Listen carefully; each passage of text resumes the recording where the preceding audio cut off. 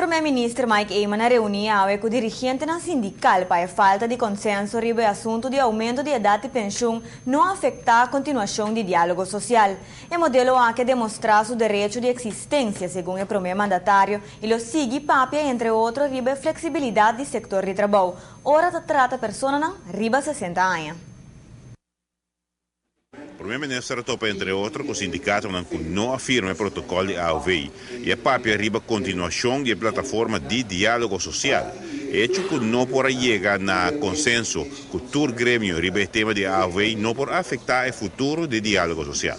Para nos garantizar que a situação que surge com o tema aqui, não pode chegar a um consenso, não afetar a plataforma mês arriba o mês para por seguir funcionar. E ainda praticamente por vista tem sentimento profundo que o diálogo arriba o mês a demonstrar seu mérito, ela vem com pensão general, ela vem com reparação do slag, ela vem com assistência para esses de menos recursos, qualquer do slag, ela vem também com o cambio de preço de energia e água.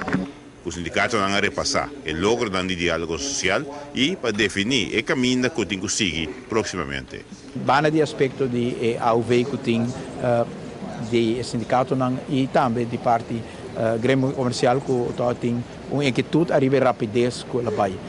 Verdade que nós aqui contrário na outra biana que o diálogo social tem mais tempo, nós temos um pouco mais rápido, tem eleição de informação e alguns desses homens terão tomar promeco 2004 e essa é a pone com enter e conversação de diálogo social toma lugar vez que vai de pressão de tempo que naturalmente está algo que está assim reto para chegar na donatura informação necessária para tomar uma decisão assim importante é difícil. O primeiro-ministro explica que o sindicato não arriba a continuação e a consulta entre o governo e o grêmio, entre outros, sobre o tema de AUV. A decisão mesmo que o tomar no parlamento está o combina com um candidato de outra decisão que nós toma para ter em conta que a preocupação que vem de o sindicato riba ok se a idade subir como atender agora é que pessoas que têm de mercado laboral estão discriminar na nota de trabalho ou na nota puxar fora de trabalho para sobrevivência e com idade. Nós temos grupo de trabalho consistente de Sr. Heiliger e Sr. Anselmo Pontilhas que está papiando com todo o sindicato para recorrer fora de também e grêmio comercial que está costa que melhor nós podemos para assegurar que o aspecto aqui também agora tem em conta com esse cambio de lei. Lo que o parlamento não quer que a discussão acaba riba o tema. Continuação de consulta de garantizar que pode executar aumento de idade de pensão melhor.